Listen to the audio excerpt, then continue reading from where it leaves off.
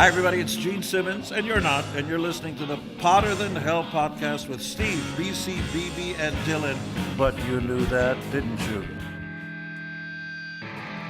Ladies and gentlemen, welcome to the Potter Than Hell podcast.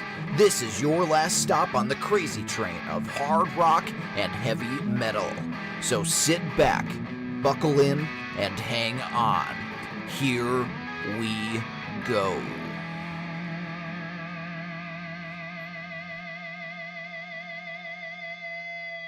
Hello, Potter Than Hellions. Welcome back to the Potter Than Hell podcast. This is Steve, your host, and we are so glad you guys are here joining us this week. I'm joined, as always, by my co-host, BC. And our keyboard player this evening is Dylan. And our special guest star this evening is Jim. Welcome back, no Jim. Auto-tune. That's true. No That's auto-tune true. for me. He is 100% live. So I'm not really as we are. in the So morning. am I not auto-tuning him then? I thought that's what we had discussed. We'll talk about it later. I've been off. We'll talk about it later. Yeah. So if Jim sounds different through the episode, you'll know something was going on there. Okay, I did not join the boy Cher. band. Yeah. If he sounds like Cher in the Believe. Yeah. BB is on assignment this week. Actually, he's gearing up. He's going on a cruise this week. So Poor bastard. Happy vacation, BB. He will be back by the time you guys hear this, and I'm sure you will have had an excellent time. What's up, guys? Jim, how have you been, my friend? I've been well. I'm excited about tonight's episode, especially the subject matter, the starter kit. Introducing my daughter to Maiden this summer down in Philadelphia at the show. So it's kind of like apropos. So, Vanessa, listen to the whole episode. That's right. You're going to learn some cool shit tonight. Well, I hope BB's cruise doesn't accidentally kill an albatross while he's on the cruise, Albatross. because that wouldn't be. That's true. good. They're going to hang it around his neck. Yeah.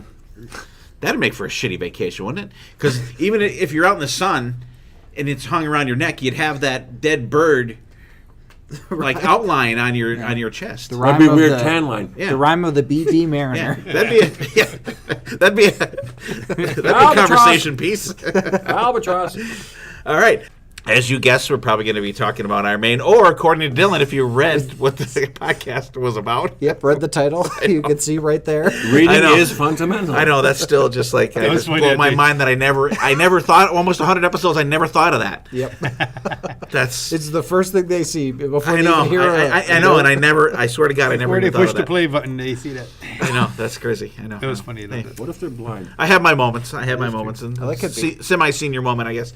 All right, guys, before we get into it, let's do a little what are we listening to. Dylan, what do you got going? Well, it was a banner week for new releases. A bunch of new It's stuff about came time. out. There hasn't been shit out good in weeks. Hailstorm released a new single. Another band released an album that I'll be talking about with my Hidden Gems.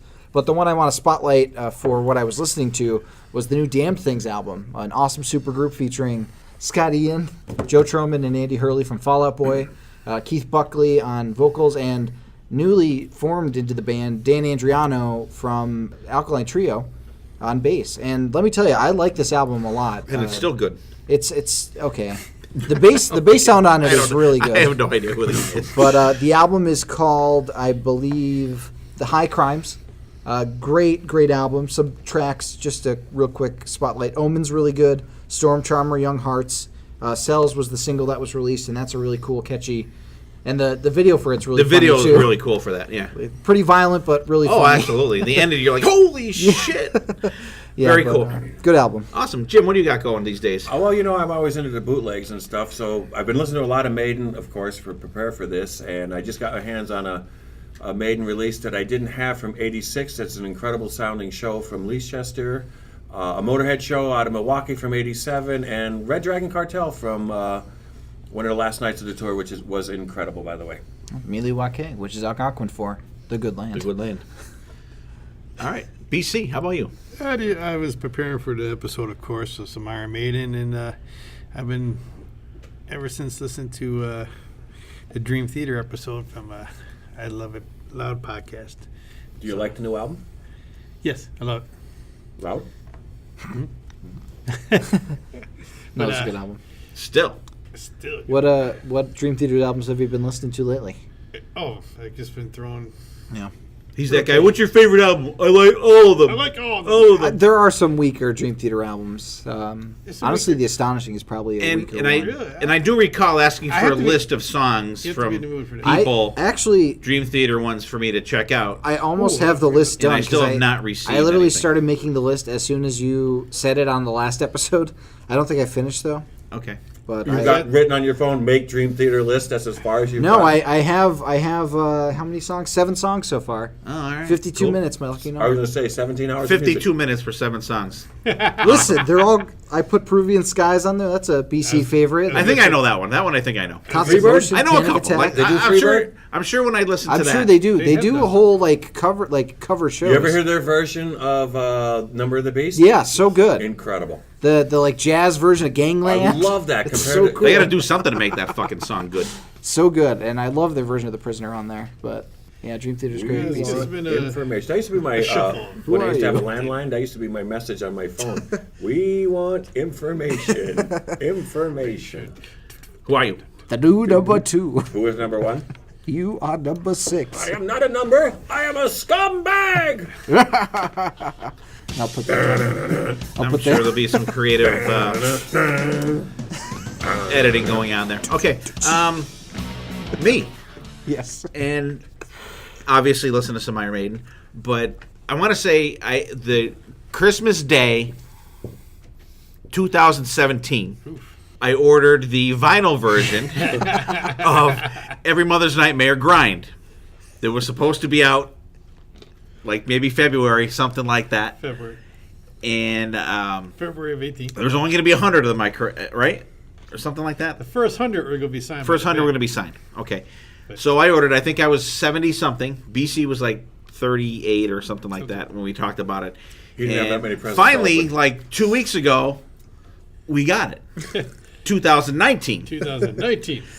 And when they did say that, they apologized for it's high volume music, and actually we talked to them last year at the Sleazy Slimy Sunday of M3. We talked to the guy that's in charge of high volume music, and he said, it's coming out. But when they did say it's actually coming out, that they'll give us like a bonus something for our aggravation. And they had a picture of it. Yeah. So we So knew it. now number one, the vinyl is great, sounds great, looks great. Number two, it's not signed, which I was like, what the hell, fuck? man? And number three, they sent a card that had their, if you just, all we had to do was pay the shipping, it was like $5.34. They would send you the Backtracks CD for free, which is, I think it was actually released in 2001, but it's got new demo stuff on it and everything. There's I think like 15 songs on it. I've been listening to that. It's really good. I was like, holy did you even listen to it at all, BC, or no? Maybe 2-3 cents. I didn't get. It's great, but Sounds there's good. like songs like with like banjo in it, and there's songs with like some violin in it. Like I'll say fiddle, because it's more like Kansas like than like more Kansas-y than Trans-Siberian Orchestra. than TSO or Beethoven. But it's really good. There's some really cool songs on there, and it's Yeah. kind of like a thing too, where if you have it on, and it was one of them things that a lot of songs like caught my ear if I wasn't really paying attention, and it would just kind of meld into my head, being, holy shit, that sounds really cool. So it's very cool. Backtracks, it's called. It's by Every Mother's Nightmare. and it's available on Apple Music. As It is, well. yes. Without And- signatures. Yeah. Yeah, No that signatures copy's on that not either. signed either. Not even electronically signed. And I've been on a little VH kick. I did a little classic Little vinyl Sammy. Have night. you seen Junior's grades? Yes. Little Sammy kick. No Sammy kick. No, I don't have any Not even- Sammy Van Halen not on even 50, vinyl. 150? I do not. a good album.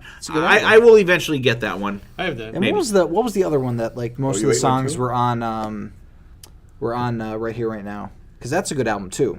Like Judgment Day. Oh, Pound Balance. Cake, Was Balance. Was Balance. Like that's a yeah. great album Yeah. too. Yeah, that's not bad. I just have to not consider it to be Van Halen. All right. So that's what we're listening to, you guys. BC's still on Dream Theater kick. Jim's got some bootlegs going from Maiden, Motorhead, and Red Dragon Cartel. Dylan's listening to The Damn Things. And I still have to check that. I listened to a couple songs, but I thought it was it didn't catch my ear right away, but I really wasn't in the mindset to actually listen to anything new. Yeah. But there's a ton of new stuff out this week. There's a so lot. get out there and check it out. Hardline. Support the artists that you like. Buy this stuff. And while we're talking about vinyl, I want to kind of jump into this real quick here. A lot of you Kiss fans out there, myself and BC included, ordered the new version of the first Kiss album, the self-titled release. They're supposed to be, in quotations, marbled vinyl, and everybody's been getting them, and there's been The skid marks edition. like I have the skid mark edition. There's like a shit skid mark on mine. Here's the wet BC's fart? got a little The wet fart like one? like a little dot on there. Squirt. And there's some that have none on it, and there was a couple that people posted that were actually pretty cool. But like, now I gotta say, Universal, who owns the Kiss catalog, has a vast, I'm sure, amount of money more than Metal Blade Records. I'm gonna just throw that out there. A And little bit. it's like Disney compared to us. I don't know if it's that. Well, that big I don't of a know. Well, difference. maybe not that bad, but We're owned by like Disney.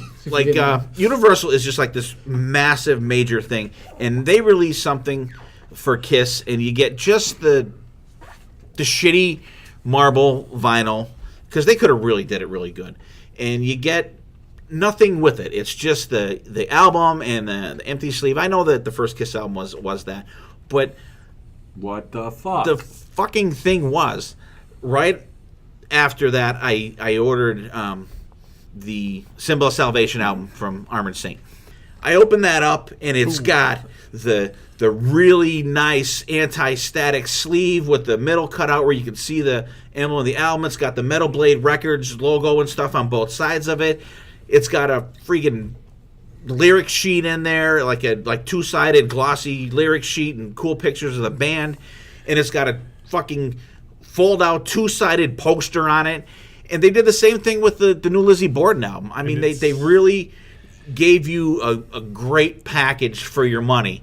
And you have Universal that has more money than God, and comparatively to Metal Blade Records. And Metal Blade Records is just like kicking ass, putting shit out. But like Universal, they're just like, okay, here, and me stupidly, like a lot of us Kiss fans, if it's something out that's new, you're gonna fucking buy it. Got to complete the collection. So I they know the feeling. figure, these idiots, and myself included, everybody, they're just gonna buy this shit, and we do, stupidly.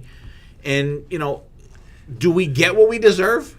What do you guys think about the whole packaging? Like this kind of conversation. I just wanted to just throw this around a little bit. For me, I would have to investigate and see what is in the packaging. If I was just going to get a reissue, okay, I'm a bigger Maiden fan than a Kiss fan. So if they said, oh, we're going to re-release this, and all you're going to do is give me a certain vinyl, probably not going to invest my money in it. But to leave it hanging out there, you're expecting marble, and you get the shit stain issue. What the hell? I mean, come on, give at least what you expected Right. in it. It's false advertising. I mean, and the thing for me is, I'm in it for the music. I've listened to that version of it, and it sounds great. It sounds excellent. But you still do want to get what you were expecting to get, what you paid for. Well, I think a lot of it has to do with Universal has this giant ass catalog of artists, and they definitely have artists that have more priority over others, is what I'm thinking. And I'm thinking Kiss is low man on the list there because of they're not like currently the biggest thing. Whereas Metal Blade Records, like everybody like that you're buying from Metal Blade Records, they know that okay, these are like true fans. Like we care about this because we have an image to uphold. Whereas Universal, they're just like kind of a faceless corporation that they could afford to just like, okay, here you go. They're gonna buy it anyways. But Metal Blade, they're a smaller operation, so they could put more time, care. It's like the quality I versus think you hit quantity. the nail on the head when you said Metal Blades is the fans of the music, and Yeah. They're for the fans. More for the fans say than Universal. That's true, because it's not Universal rock. I really or want to. whatever. I want to pick up that biography of Metal Blade Records. Like that seems like a really That interesting does seem story. very cool. What do you think, BC? I mean, you ordered it before me. I was on the fence about it, and I said, you know what? It's pretty cool. The marble was pretty cool. So I ordered it for that. And Just because of that. Yeah. And then you showed me yours when you got it. I'm like, that's not very Marble. And I was kind of nervous. And then I got mine. And it was worse than mine. Worse than yours. I'm just like, what the fuck? I'm trying to think what album I got recently that was marbled, and I remember looking at it. Hey, it came out really nice and cool, but it was again a small label. Mm-hmm. Yeah. And I cannot remember what it was. No. Now let me ask you guys: have you guys emailed Universal about this? I have not. Because I think you should if you want something done about it. Because maybe if enough people, petition the government or redress their grievances, you might get. You're so young. Something. That's a direct quote from the. That's a direct quote from the First Amendment, people. But going back to Metal Blade, because Love You to Pieces and Menace to Society. Yeah, and that was another one that I got. They're both. Love You to Pieces. I got it has the same thing. It's got the poster in it, the lyric sheet, and everything. And there's a bunch of different color versions too. I mean, the poster, the sheets. Yeah, and I think you're right, Dylan. They do care. They're more fan oriented than Universal. Universal's like these people are going to buy this shit no matter what it is. And like I said, they're like a lower priority. And I'm not insulting anybody because I'm one of them. Like Kiss is a lower priority than like another band that's on Universal. They say vote with your buck, and you voted with your buck, and they let you down. Yeah. Yep. Absolutely. Which is why you need to email them. Yeah. So you guys out there, Facebook them. Who out there of our .com, Twitter them. Who out there of our listeners has received a shitty copy of the Marble self-titled Kiss album, and who out there has received one that came out actually pretty good? If you guys are of a mind, email us or Universal. Email us or post a picture on our Facebook page. Pictures Rub it in their faces that your version. you got the good Marble copy. Pictures are worth 1,000 words. So like, honestly, if you go to Twitter and be like, hey, at Universal Music, this is what I get for Marble. Like, what's the deal? Right. I mean, I would have rather just a plain like white copy or whatever.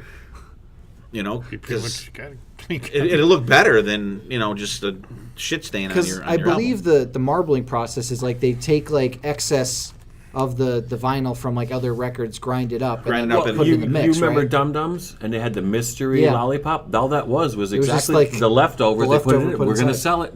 Yeah. Instead of throwing it away. Yeah, didn't go to waste. I mean, like maybe they didn't. Maybe you're gonna they have had a lot variation, left but I don't over think like there. that kind of variation where it's like literally a speck of one thing.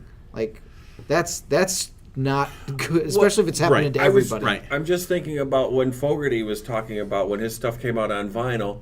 He said he found out that there was 4 different grades of vinyl, and because he was low man on the totem pole, he got the shit grade of vinyl. Yeah. Same probably with the Kiss. Which is interesting. Oh, look at that! It looks like the zipper edition. I know. Or it looks like it got a chip taken out of it. Is that Alice Cooper's zipper catches skin? It don't look like that. Flush the fashion.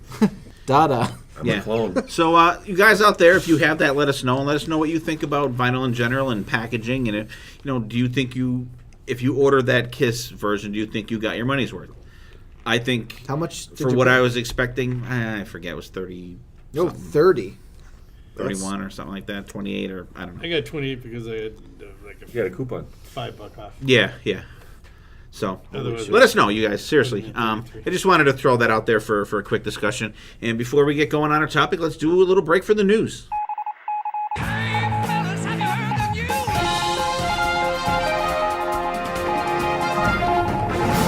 All right, the news this week. We have some couple decent news tidbits here for you here. Number 1, BB, what's up, buddy? Nothing. What's going on, Righty? Nothing. Just thought I'd say hello to you before Thanks. we got What's going. that? news? Huh? No, it's not. But I just want to say hello to BB. I haven't seen him in a couple days. Okay. All right. Paul Stanley put out his new book. It came out on Tuesday. It's called Backstage Pass. I actually got to listen to the whole book on Audible, and I was rather disappointed that Paul Stanley does not narrate it this time. He narrated his first book. For Face the Music. Face the Music. Thank you. I couldn't think of the name of it. Some other dude narrated it. It was okay with the other dude narrating it, but I want the man to narrate it. Yeah, it's from what you said the book is about. I don't know if I'm exactly interested in it. Like it seems like it's a short read. Self-help. It's a short read. It talks about his like. My life is great. I don't want to, I want you guys out there to read it and let us know what you guys think. But there's some interesting stuff in there. It's not the last book, that's for sure. It's definitely not the last book, that's for sure. Are you planning on getting a BB? I will definitely listen to an audiobook. Definitely. I listened to his first one. I loved it, and like you said, how he narrated it. I was almost very excited to get this and throw it in and listen. But now that you said it's not narrated by him, I'm a little disappointed. He narrates it. But I will still listen. Yeah, so check it out. Paul Stanley, Backstage Pass. It's pretty cool. It is a short book too. It's on Audible. It's only like 4.5 hours, so that's nothing compared to some of the ones that are out there. I think his last one was like 14 hours or 12 hours or something. It was a long one, but it was a good one. It's quite short, this one. And another sad news to pass along: Molly Hatchet's singer Phil McCormick passed away. They didn't really say what took place with him passing away, and he's been with the band for like 20 years. He's not the original singer. No. But he's been with them for 20 years, and he's done some albums with them and some live stuff. It's too bad you see these guys dropping off the grid. Yeah, Molly Hatchet's a band that I've always wanted to get into, but I've never, I don't know, had the chance, or they've always like been trumped by other bands. But it's really sad to hear somebody who was in such a prolific band shuffle off this mortal coil. Yeah, definitely the foundation of Southern rock and roll, between them guys and Skinner. Yeah, I drew a blank there. They're so prolific. Yeah, it's very saddening, and hope these guys can rebound and get their things together, and hopefully continue their music. Now, did they play M3 last year? I think so. The third Sunday. day, no, not last year. It had to be the year before. Yeah, like the one of them Southern years, Rock. because they have the Southern Rock Day on the third day, which wasn't included in the first 2 days. Yeah. But now it's 3 days and no Southern Rock. Yeah. Yeah. So we'll sorry for the fans and family out there of Phil. And speaking of M3, George Lynch canceled his appearance at M3 this week. He has pneumonia. He canceled a couple Lynch Mob shows, and he had some kind of guitar clinic going on. And so he will not be at M3. And actually, it was supposed to be the original Dokken at M3, but up until George canceled, it was Don Dokken, Wild McBrown, George Lynch, and then a guy named Chris McCarville was the the bass player, because Jeff Pilson's out. I think he's doing stuff with Foreigner. And so now it's just going to be Don Dokken, Wild McBrown, and probably John Levin, who's been with Dokken for 15, 20 years, will probably do the show. Which hey, he's cranking. He's fucking kick ass too. Yeah, definitely. If you want somebody filling George Lynch's shoes, it's going to be him. And I still think they're going to put on a great show. Last time we saw them, Don's vocals a little iffy, but I think shaky. now that he's kind of been out and doing some shows, I really think that they'll be all right. I was excited to see the reunion lineup at M3, but it'll still be cool having Wild McBrown there to back up Don and have Don not be alone again as the original. Without George. Without George. Yeah, so, and this week we're going to M3. As you guys are listening, if you're listening to this on Friday or the weekend, we will be at M3, myself, Dylan, BC. The kicks-off party. The kicks-off party on Friday. It's going to be a good time. M3 is always a good time. And, hope to see some of you guys out there. Look for us. I will probably have a Potter Than Hell shirt on. I don't know what Dylan will. Dylan will probably have some kind of superhero shirt on or something. No, I have BC will band probably shirts. have a Lizzie Borden shirt on. So if you see a guy with a Lizzie Borden shirt, it's probably BC. Could be wearing my Trivium, a Black Sabbath shirt. I got some stuff planned. And we will miss BB. BB cannot make it I this will year. hold down the home fort here, and while you guys rock out, Yeah, I'll be in spirit, because I'm Yeah. sure I'll watch several live videos from Facebook and YouTube, so it'll be almost like I'm there. Yeah. Almost. You could drink cheaper beer at home. Yeah. Yeah. And one more thing to go here. Ozzy has rescheduled his European dates that he canceled out when he had his latest episode.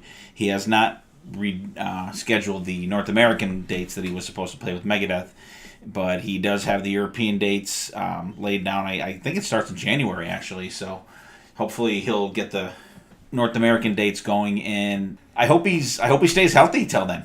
Yeah. Go ahead. Ooh, stereo. Whoa. He's getting up in age, but maybe Sharon will get to crack the healthy whip out and, make him say his prayers and take his vitamins, and hopefully, he comes back around to the States. Yeah, it'd be cool to see him one more time. And that's not the last piece of news. That's right. See, I forgot about it again. Yeah. As everybody is probably aware, Woodstock 50 has been in quite a state of turmoil. One of their backers pulled out, last week, like a week ago at this point. I think so. Recently, as of actually today, on Wednesday, the production partner Superfly pulled out of the festival as well. And they're like... Jimmy Snuka? No, not Jimmy Snuka. Jimmy Snuka's been dead. Oh. So... Little Snuka. Despite what one of the co-founders is saying that it's still going to be on, it looks like there's not going to be a ton of people left to put it on. I don't know what's going to happen.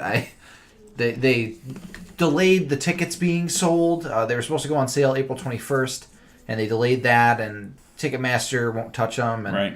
It's like it looks like it's going to be another Fire Festival if it does go on. But I mean, the lineup didn't look too bad. I thought you got Jay-Z, who's big, just even though you guys don't like him.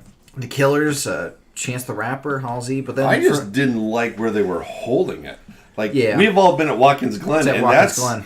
and that's back roads. Yeah. Like where are you going to get all these guys with Yeah, but when they had the original Woodstock, it was like all back roads then too, and it's kind of back roads to get to Woodstock now, where they had it. Yeah. Right. So it's not. Well, and I heard tell that there was going to be something going on at Bethel Woods. That's where I was talking about. Yeah, Where the yeah, original like was. It's a very small thing. I think like Ringo Starr. Yeah, Ringo's in there. in his all-star band. And That'd be good. Steve Lukather's a guitar player. Like John Fogerty, I think was supposed to play this original one, Santana, but I don't know what's going to happen. Cool. And BB, let me ask you: were either of your parents at Woodstock? they were not. Okay, so I was gonna say because that'd be the trifecta because my dad was at Woodstock, and BC's mom was at Woodstock. Not together. I was at a Woodstock 99. Does that That's count? right, you were. So there's the hat trick. Yeah, it looks like this other event is going to have Ringo and his all-star band, Santana with the Doobie Brothers, John Fogerty, and more. So that's seems like that'll be a cool alternative if the main... I guess if you like that older stuff. Well, that's, I mean... Not for the metal community. Fogerty, the Santana, they were at the original. I think I would go to the actual Bethel Woods before I would go to the... Yeah, I'd rather see Edgar Winter and Ringo Starr than Jay-Z in the gang. I don't know. Okay. Miley Cyrus. And, The Killers are good, and No, they're not. the Killers are really good. They suck. You've never listened to a single Killers song. I know. But They're good. They're a band. They're I feel like they would suck. they're an actual band. They are very good. they're promoting violence. They're killers. But they're out of format. Yeah. All right, there's our news. We'll wrap that up for this week, and let's jump back into the show.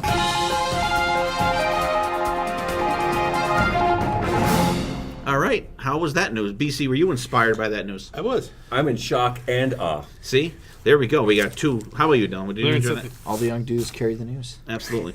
Okay, tonight, guys, we're going to do what we're calling a starter kit. It's a series we're going to do, so it's a band that everyone of us likes, but if you were going to introduce a new metalhead or one of your friends to say they, for some insane reason, never heard of Iron Maiden, that here's a list that you would present to them of songs to listen to that would hopefully get them into the band. We're each going to pick 5 songs that we would present to people, and then there's going to be 3 bonus tracks that we kind of felt that were ones that were kind of obvious picks. Yeah. That we would have, so that everyone wasn't picking these songs, which this group probably wouldn't happen anyways. But they're obvious songs out there for the average radio Maiden friendly. fan. Well, radio Because we all know how big of a Blaze Bailey fan BC Yeah, is. BC. so- We You told should see the BC he tattoo. could not pick all Blaze Bailey songs. It's a we giant- needed to mix it up just a little bit. So he probably has 4, and then he's going to have like one Bruce. Paul Di'Anno song. So he's not even going to pick any Bruce at all. All right, so Bruce who? let's we'll go around. We'll do 2 picks, and then we'll do a little Jim. Then we'll do 3. Okay. And we will start with our esteemed guest this evening, Jim. And tell us your first pick, and tell us how you went about picking your songs. Okay, the way I approached this whole thing was because I've actually kind of done this, introduced songs to people like, hey, I'm a Maiden fan, check this out. This is one of the things that inspired me. Now, my first pick, I kind of went Murders in the Rue Morgue, but not off of Killers, from the Palladium recording with Bruce Dickinson, which I have on vinyl splatter copy, which is really cool. But anywho, Has splattered it. yeah, exactly. Not like her. But the reason I went with it is because, okay, I saw Maiden on the Killers tour, and they were good. Then I saw them on the Number of the Beast tour, and they were next level. And the reason I picked this one because this was the opening number, and I'll never forget Broome County Arena. You know, the lights are ready to go down. Bill Barclay's holding Dave Murray's guitar, and he starts just kind of tuning it, and all of a sudden the lights go down, and you hear the intro. Steve Harris playing the bass harmonics, and it just builds, and it builds. And all of a sudden, Clive Burr kicks in with the snare. And next thing you know, they're right in your face. And I swear, I know it didn't happen this way, but Bruce seemed to like leap over the amps to get on the stage. Just full of enthusiasm. And this version reminds me of it. It takes me right back to that moment, live with Bruce, the intensity with it. And it just, to me, that's when Maiden became Maiden. I don't think they would have made it nearly as far if they stayed with Paul. They were great with Paul, but Maiden, like with Bruce, was next level. And this is just an awesome version of that song. Yeah, the version that I'm familiar with of Bruce singing that is the one that is from the Hammersmith show. Correct. And but I have heard the Palladium one because that was one of the shows that they played on King Basket Flower Hour, if I'm not mistaken, right? The Source, same idea. Yeah. It was a radio. Yeah. It was recorded for the radio. So, and I'm familiar with but it was you could tell, and if you watch that Hammersmith show, it's out there on YouTube and videos that you can buy, and you could tell Bruce is just like heavily into it. I think it's a great, and the song is fucking excellent. Yeah. Oh yeah, the version of the Room Org is an awesome pick for an intro song. That is such a cool. I once the drum starts kicking in, you're like, oh, it's going in a different direction. And then it's just like, phew. What's funny, for me, that whole show, I remember we were the second 100 people let in. They used to let you into the show 100 at a time, pat everybody down, get them in, and you'd go through it. So we were the second 100 to get in. And Clive Burr was still doing a drum check when he was there. And he's banging away, and all of a sudden he gets up and I yell, "Hey, Clive!" And he waved to me. He's like, "Oh, Clive waved to me." And then they do the whole show, and he throws me the sticks. Oh, that's awesome. But unfortunately, I couldn't catch it because I suck at sports. Oh. But still, it was the fact there was the fact that I didn't know drumstick catching was a sport. It should be, but anyhow. But it was the fact that here the guy remembered me an hour and a half later and tried to get me the sticks. So cool. It's a good song though. Real good song, and I love that song. And I can't top what you said about it with Bruce. It's just a whole new level. Absolutely, Whole new level, Bruce. All right, Dylan, how about you? First pick for you. So I went about picking these songs. I decided to pick a song from what I consider each era of Maiden. So my first pick is from the Paul Di'Anno years. The second pick is from the early Bruce years, what is considered like their seminal albums, for lack of better words. Then my third pick is from the like Yannick years after Adrian has left the band.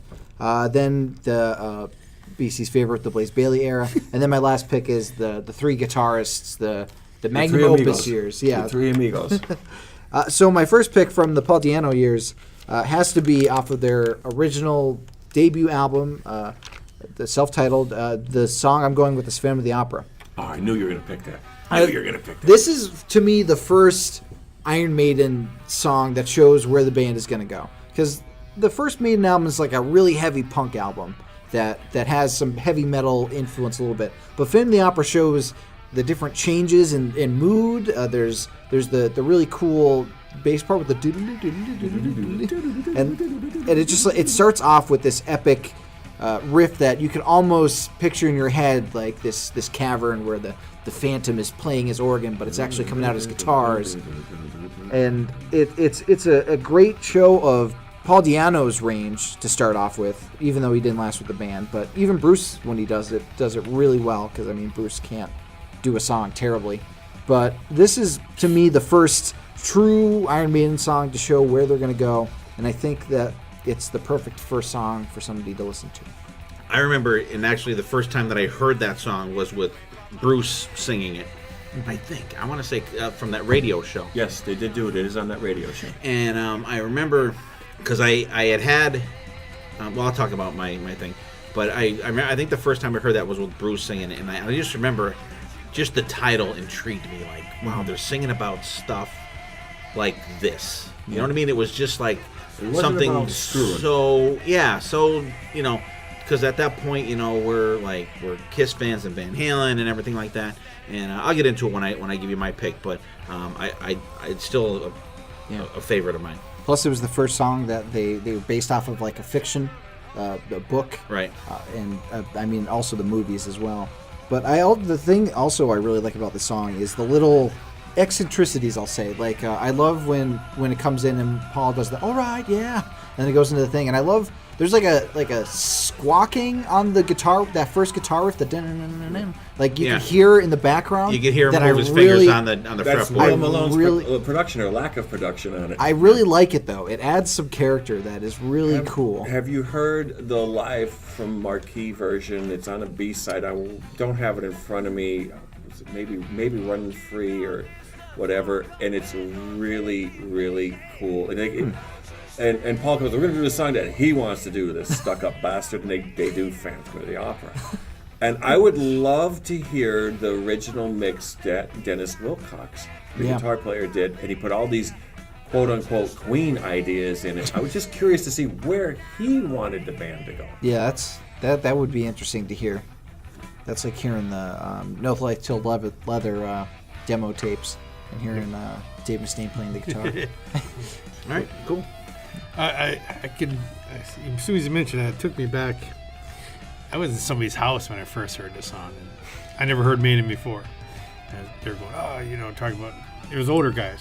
And I was kind of like the younger person, so I was just kind of being quiet and taking it all in, but that was the song that came on. I was like, And I don't think, it might have been like another year until I really delved into Maiden.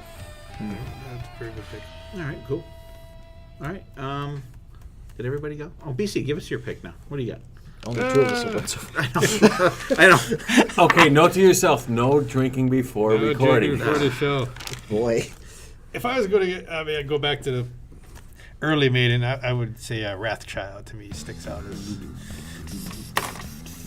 And song sticks with me, and I even like the original version without Bruce. Shocking. But to me, that no matter how many times I listen,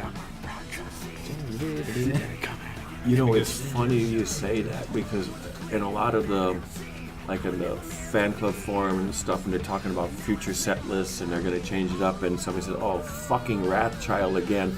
And you're like, yeah, they're going to play it again. But when they play that song, it's like, yeah, Wrathchild, yeah. I think it's It's a good tune. Yeah, it's a short rocker. Short, right to the point. Yeah, and I'll give my pick, and I'll kind of touch on that too.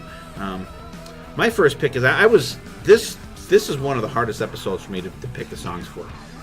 I was back and forth today a million times for my initial pick was probably my hardest one. So, and my first Maiden album I got was Made in Japan, and the 5-song version, which is just friggin' phenomenal, because it originally came out with 2 songs on each side. The Japanese version, Running Free, Remember Tomorrow, Killers and Innocent Exile. But I have I want to say, I think it's the first release of the first version of it in the United States, Running Free, Remember Tomorrow, Wrathchild, Killers and Innocent Exile. But I remember, so Running Free was actually the first Iron Maiden song that I heard. And I was going to pick that, but it's not one I wanted to pick. I wanted to pick Remember Tomorrow, and that was just totally a decision like right now, because I have 3 songs written down. I have Killers, Another Life, and Remember Tomorrow written down for my first pick. But Remember Tomorrow, I think that along with Phantom of the Opera, which I hadn't heard until after I had this, was just the up and down of the Maiden songs, the soft and the heavy, and they've really stuck with that format for a lot of songs. Think of songs like Dream of Mirrors, where you have the soft part, in like songs like even like the Klansman, stuff like that, where you have the softer parts, and then it ramps up, and then it ramps back down, then ramps back up, like songs like even like Revelation on Peace of Mind. And I think that was a template of that type of song for Iron Maiden, and like the solos are just kick-ass in it, and it was the first tour that they had with Adrian Smith. And I think that Adrian Smith, for as much as Bruce was a game changer for Iron Maiden. I think Adrian Smith was also. And I just want to real quick say that off the top of my head, the four most down or the four most unpopular Iron Maiden albums are probably No Prayer for the Dying, Fear of the Dark, X Factor, and Virtual 11. 4 albums right in a row. And a lot of them will say 2 of them are because Bruce isn't there, but all 4 of them albums, Adrian is not on them albums. Adrian is a songwriter. He worries about the song, the tone, and you're talking about the up and down with Maiden. You look at some of their songs. You're not one of your picks. Some of their epic 9-10 minute songs. There's so many different riffs in there that there's somebody's complete album in that one song. And yet they completed so many other ones. Like, they don't do instrumentals anymore. They don't have to. They'll do an instrumental passage in a song. In a song. How did you get talking about Adrian Smith when your pick was Remember Tomorrow? He doesn't play on that, does he? On the Killers, on the Made in Japan. On the Made in version. Japan. Oh, Made in Japan version. Okay, I thought you were talking the original. No, version. not the original. The Made in Japan version. So that's my pick. Remember Tomorrow. Dedicated to but Deano's that's what the grandfather, if I'm not mistaken. Oh, really? Yeah. Yeah. So that's what what got Sorry. me going about Adrian. I was confused. in that. My bad. Right. Metallica does a really good version of Remember Tomorrow They do. as well. I never heard that one after. It's It's good. good. It was like on a Kerrang release, I think. And I think it's on the deluxe edition of Hardwired as well. It is. I'll have It to is. sniff that one out. Yeah. It's very Real good. good version. That's Once Around That's the Rosie, Once Around the right? Rosie, yep. All right, Jim, what do you got for your second pick? Okay, I'm just kind of when you send me we're going to do the starter kit, songs just say, okay, I want this one, I want this one, and the one that stuck to me almost immediately was The Legacy off of A Matter of Life and Death. Oh. Yannick Gear song. I just love that tune. Just the way, like you said, the light and the shade, the way it builds with the dun dun dun dun dun. Yeah.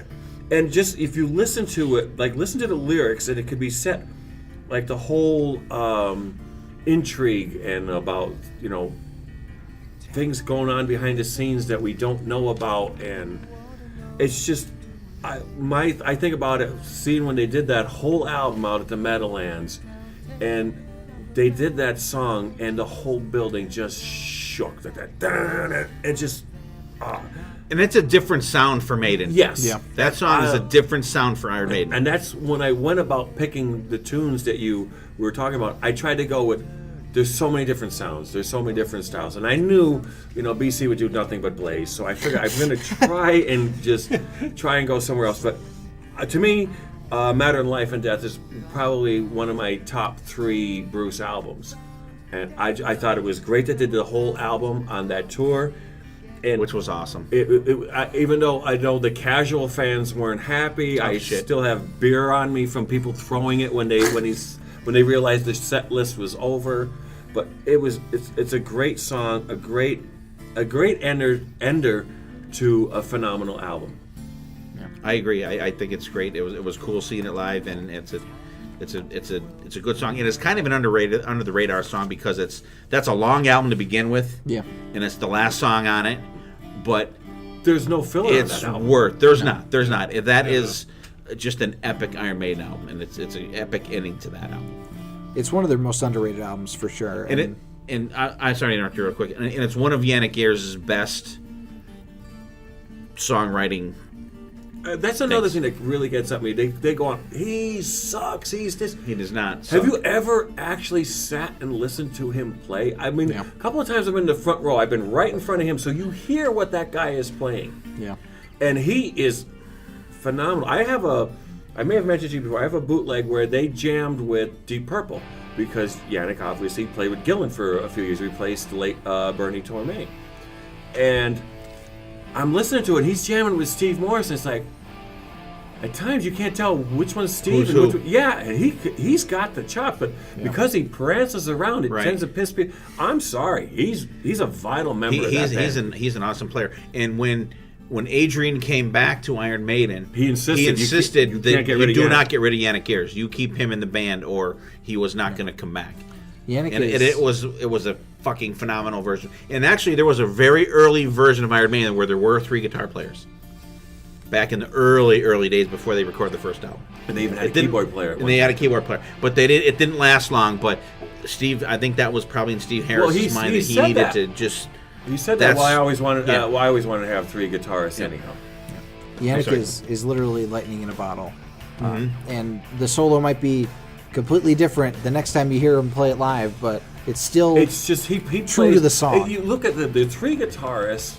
You have Adrian who comes down and he's the method man. He has everything down. He knows what he's going to play 47 seconds from now and how hard he's going to bend that string.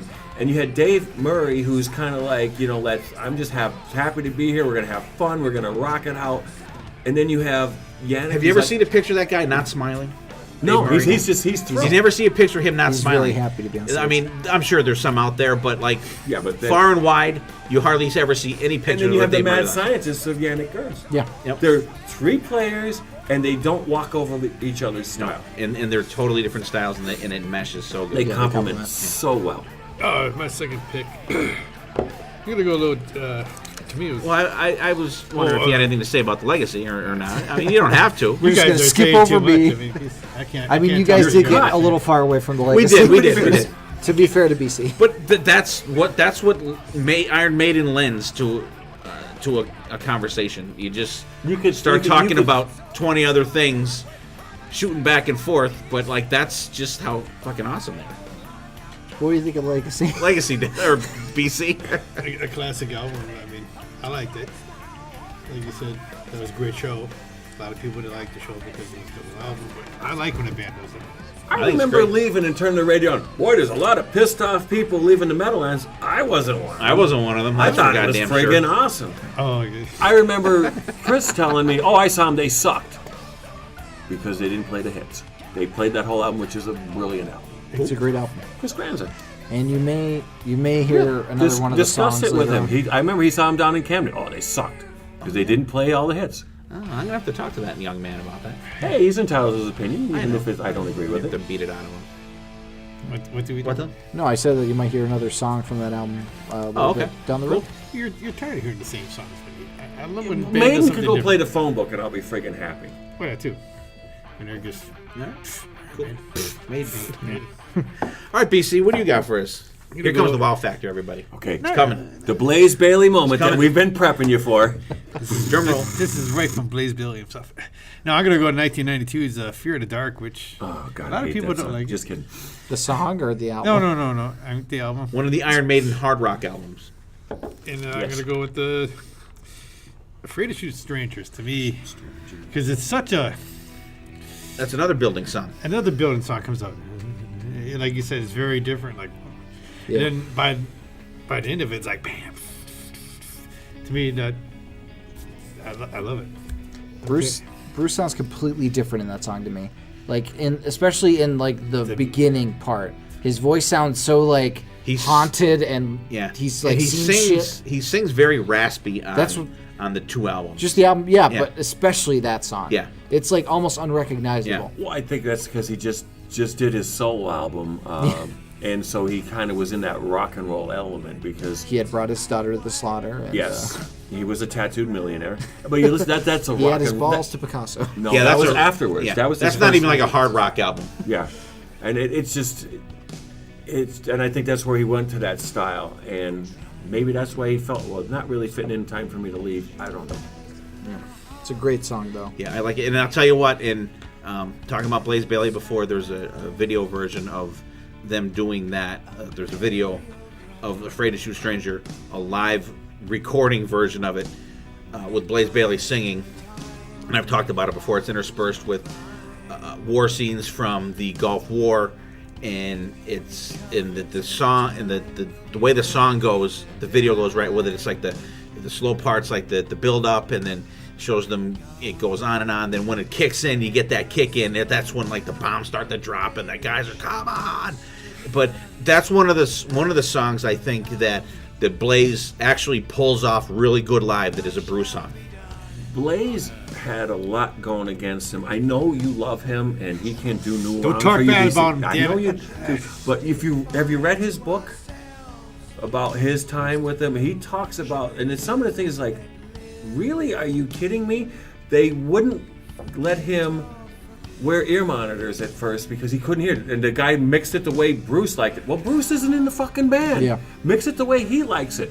And it just seems like the cards were stacked against him. And I just think his stuff was, unfortunately, how do you follow Bruce Dickinson? Right. I think he did a fine job. Yeah. He was in the same boat as Ripper Owens. Yeah, Ripper's another one. A brilliant Same singer. boat. I agree with how do you replace Bruce Dickinson? I mean, don't. He came in. I mean, I'm guilty of it. I was kind of not Bruce, man. Come on, really? But when you listen to him, I gave it a chance. He's good. He's good. I still. And I agree with you. Live, Afraid to Shoot Strangers, he pulls that off. Yeah. Good. There's certain songs that. And that was more his key. Right. Because Bruce is up here like the high. Yeah. But you got to think about it too.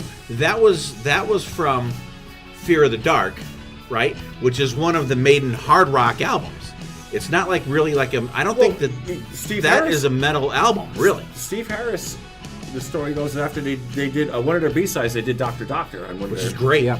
And Steve said to Blaze, "You got more of a rock and roll voice than a metal voice." But then you hear Blaze's solo stuff, and it is like Metal. industrial metal. And there in his. I'm gonna be talking about down the line too about some of the Blaze solo stuff, but the Blaze solo stuff is fucking excellent. But Hole in my great head. pick though, BC. Yeah. All right, Dylan. Yep. So we're in the prime Maiden years, so that some people would call. Just this disclaimer. So I picked a song off of my favorite from this era, "Number of the Beast," because that album. to me Gangland. You're is- going with Gangland. Tell no tales. No, I am going with. Actually, we talked about the song a little earlier on the podcast, "The Prisoner." Yes. I love that song so much. The solos in that song information. are so fucking good, and like I love. They even have the dual guitar sound. Like that's so awesome. It's an awesome, just straightforward rocker. Another adaptation based off of the TV show. Bruce's Which is a voice. strange freaking show. Oh, it is. It's yeah. British. It's very British. Bruce's voice in this song is so good. I mean, he doesn't hit And the. he's a good drummer. Yeah. He wrote the drum part. That's cool. But like it's not like the high vocals of at the end of Children of the Damned or the scream and Number of the Beast, but like it's a great show of how he brings a theatricality to the vocals and how you can almost picture yourself like trying to escape with the prisoner. That's you come up with a great point about the theatricality. Like their stuff is you put the headphones on and it takes you to a different part of the world, a Yeah. different thing. And when he came back, it seems like each tour he's channeling his inner Peter Gabriel Yeah. with the costume changes and stuff. No, he's not dressing as a flower and stuff like Gabriel did, but it's there. Yeah. And it's funny. Like I'm sorry, I've jumped in on the conversation with the whole Genesis thing, but I remember talking to. Here comes the flood. I don't know if you know who Robert Ellis is. No. Phenomenal photographer. If you look on the back of Killers, he did the photographs for it, and I asked him about it, knowing that Robert Ellis was heavily involved with Genesis, Lamb Lies Down on Broadway, etc. I said, "Boy, Steve Harris must have loved talking to you about Genesis." He says, "No, Kiss." He wanted to know all about the inner workings of Kiss. Even though Steve Harris, you hear his interviews, he talked about Foxtrot and all this stuff. Huge Genesis fan. Huh. Which I think is why Maiden, the way they are now, works even better than they did back in the day. Yeah. I picked The Prisoner, by the way. I know. Okay. So I didn't know if you No, counted it. great song. That's always a fan favorite, and love that's the a solo song song. actually. I prefer all the Clive Burr versions of that song rather than the Nico ones. I think Nico overplays on that song. You know what I noticed, in my opinion, Nico, and it's so simple. Nico is always riding the cymbal up here. Yeah. He's not playing on the hi-hat the way Clive did. And Yeah, that just I makes think the difference. I just think he overplays a lot of the older Maiden songs, and especially on this one because he does the drum intro a little different too, and I don't like that. And I love live music. I love the differences in it, but I think there's certain things that you need to do the proper way in a band, and I prefer Clive Burr's drumming on the older Maiden stuff than Nico's. You could see Clive Burr. And especially The Prisoner.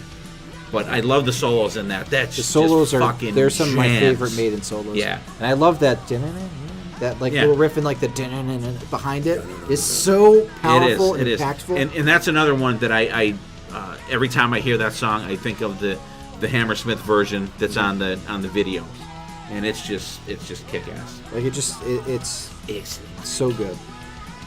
Cool. All right. My next pick's going to be this. I think shows if I was giving someone a list of Iron Maiden songs to listen to, I would want to show the kind of the fun side of Iron Maiden. So I would saddle this song along with the video for it, because I think it's just so quirky and so cool, and it's Holy Smoke. It's thirsty work making Holy Smoke. From No Prayer for the Dying. I think it's a great song. I love this song. It's not even a 4-minute song. It's a short song for Iron Maiden, but it's so cool, and I like the way Bruce sings it. You can kind of see him bobbing back and forth singing it. A lot of venom in that song. Yeah, and it's just I think it's just a fun song. The solos in it are ripping, and if you watch the video that goes along with it, it's great. It shows. Steve Harris playing the bass in the back of his tractor. His dad driving the. Not his dad. It's not his dad. That's Vic Vela. Are you sure? Absolutely. I'll Really, bet I money thought on- that was his dad. Okay. That's Vic Well, Vela. Vic Vela. Gamblin's illegal. Roll over Vic Vela. That's him. So he's driving the tractor. I always thought that was his dad. Anyway, but it shows them recording, playing it, but then it shows them also fucking around, playing soccer in the pool. It's all Bruce in a Steve big Harris. field of fucking daisies That's with his Steve pink Harris's shirt house. on. That's all at Steve Yeah. Harris's house. So I pick Holy Smoke because I love that song. It's written by Bruce and Steve Harris. It's fucking great. I love it. Well, it's a rare political song from Maiden for sure. Talking about the televangelists. But the thing that I like about that song so much, besides the awesome riff that opens that song, Bruce's voice has such a bite to it in that song. Like it's got that rasp that we were talking about, but like it's like so like dirty and gritty, and it works really well with the song, and you can just hear that edge that really makes it. I love the pick slide at the beginning of the solo where he's Yeah. pulling off the fingers and he's that's like Yannick saying, "I'm in the band now." It's like, hey, buddies, Adrian, His who? Yannick's playing on this album is phenomenal too. Yeah. That was one of my picks because I picked it because how rocking it is to compare. I mean, if you're going to introduce somebody that made it, it's almost like I took the route of introducing somebody to Dream Theater. You don't want to hit them with the You don't want to get him with the epic shit. You Yeah. want to hit him with Empire of the Clouds right off the bat. Hit them with the rock song and then sensitive ballad. Right, and it's a short song, and Yeah, it's a nice single. and actually I think that I would have rather that song open up the album than Tailgunner. I Tailgunner's love a the good way they opened that tour with just them playing because there was no taped intro. They're playing it. Plus, they were so scaled down on that tour. And Also, that's one of the they were things- just marshals and one or two and that's one of the backdrops. reasons Adrian said bye-bye. All right, It's a good pick. all right. So, do you want to just count that as one of your picks, BC, or you want to Do you have a dip backup? into the? I got there. He's got a million All of right, them. He's good. He's got a million of them. All right, so there's our first two picks of 5, and before we get rolling along, before we close it out, we'll get into a little hidden gem. All right, hidden gems. We will start with BC. I'm gonna go back to the '80s. Kind of a, I don't know if it's big gem, but for me it's more of a Gem is in the eye of the beholder. more of a pleasure, hidden pleasure for me. I'm gonna go back to 1989. Good year. Finally got out of high school. I thought For it was the gonna third be time? great for That's the third barely time. the 80s. You said we were going back to the 80s. Yeah, it's 89. It's It's still at the the 80s. cusp of the 90s. Yeah. Anyway, go ahead, Anyways, BC. What do you got? I'm gonna go with a band I always keep falling back, but I don't really get into. It's weird. I don't get into them, but I love to put them on every now and then. Fifth Angel with their debut album, Time Will Tell. And they just came out with a new album last year, so I mean, The Asia song, Time Will Tell. no, not the Asian song. That's a great song. It's a great band. I love that keyboard did that song. Fifth Angel. I'm not Kid familiar Mary with on that. drums. Kid Mary, Kick-Ass. Kid Mary. Present drummer, Flotsam and Jetsam. Yes. All right, cool. Well, that's Check why it we out. do them. Yeah. I've heard the name before, but I know how to explain. It's very. do you put it on to remind yourself of how much you don't like it? Huh? You say you put it on. I put it on. Occasionally, but you can't get into them. Do you put it on just to remember how much you don't like them? No. It's every time I put it on, I was like, damn. And then for some reason, they just fade off quickly. Yeah, I don't know why. Okay. Not as bad. All right. I keep going back. I'll give him a shot at the title. Jim, what do you got for us? Okay, since you are my host and I am a guest, I want you to pick A or B. I got to pick A because my shift is A shift at work. Okay, then I'm going to go with, it's a Maiden related. It's going to be The Klansman by Nylon Maiden. I don't know if you're familiar with this guy. His name is Thomas and Jim. He does Maiden on acoustic, and he did this one version with Blaze Bayley. And I'm going to take this. I took this right off of their website. It's the easiest way to describe it. His last name is spelled Zwidjsen. An acoustic version of the song featuring Blaze Bayley, based on the Braveheart movie. Thomas is best known for his arrangements of famous rock and metal songs for classical and Spanish guitar. His ability to play the vocal melodies, guitar licks, chords, and bass lines, and even drum parts at the same time. This guy is amazing. I may have heard some of his I remember, stuff. when you said, "Oh, we're going to do Starter Kid," how you introduced. This is one way I introduced Maiden to some other people that were, they were like, "Oh, that metal stuff." Well, listen to this. To me, a song is a good song if you could perform it like classical with the guitar, right, or heaven forbid country and western, or it's a good song. It's a good song, and Maiden is all about the songs. But this is like, a matter of fact, I was one of my other picks that I'm going to be discussing is I've also heard him do a version of it again, and it's like, this guy is just unbelievable the way he interprets the songs, and check him out, Thomas. Like I said, Zwidjsen, Zwidjsen, Nylon Maiden. He does not just Maiden; he does a whole bunch of other metal type artists. Check them out, but it really is a hidden gem. All right, awesome. I want to say I heard something of this guy. When I pull up the video, I'll be able to know for sure because I would. The video is with him and your buddy Blaze just performing. Cool. All right, good pick, Dylan. Yeah, I'm trying to think who went. It was only BC. This is a band, like I said, I just discovered them today. They came out with the new album this year, possibly this week. I don't know, because iTunes is weird in terms of the algorithms and when they show up. The band is called Enforcer. They're from Sweden. They're considered a part of the New Otham, which is the new wave of traditional heavy metal. Basically, it's a resurgence of New Otham, but they're not British. They're from Sweden. So, but the album that they just came out with is Zenith, and it's a really awesome album. There's one song on it that isn't great, Regrets, but the rest of the album is kick-ass. They try for like a ballad with that song, and it doesn't land as well as they want to. But awesome guitar riffs, kick-ass solos, really good vocal harmonies. It's a traditional heavy metal album for sure. It feels like a classic metal album. So right, cool. Check it out. I'm aware of that album because I listened to a little bit of it, but I didn't get a chance to really delve into it. But it sounded good from what I heard so far. Yeah. My pick is going to be a Maiden-related pick also. This is going to be a solo effort from Adrian Smith, ASAP, Silver and Gold album. That's why I asked you A and B. Was your B going to be that? My B. Let's see. Okay. I'll just jump right into it after yours. Go ahead. Okay. I remember when this came out. I was excited when this came out. I picked it up. I had it on. I want to say I had it on cassette when it came out, or maybe no. You know what? I probably had this on CD, and God only knows where that's gone now. But it was like a good hard rock early '90s album, and the drummer on it is Zach Starkey. Really? It's right here in my notes. Yep. Right here in my Ringo's notes. son. Ringo Starr's son, Zach Starkey, plays drums on this album. Who plays with the Who Who is now? the Who's drummer now? The Who's drummer. So he had to take a step back after playing with Adrian to go play with the Who. But it's a good solid rock album. I know it's not on iTunes, but it's out there to be found on CD, and it's good. It's a good solid album. That's cool. All right. Nice in gems. Go ahead, BC. I got mixed up in my own notes. Fifth Angel is the second one. Time Will Tell is the second CD, not the first. So Fifth Angel's the band. Fifth Angel is the band. Is that the Magician? Not the Magician, no. But it's their second album. Mind Freak. It's the first one I got, but it's their second album. Okay. Clarify that. So Time will tell. Time Will Tell Time is Will the Tell's album we're the talking album. about. Yes. Time Will Tell's the album. Fifth Angel is the band. Like I said, you were discussing, like I said, I don't mean to jump in. You were go talking ahead. about that.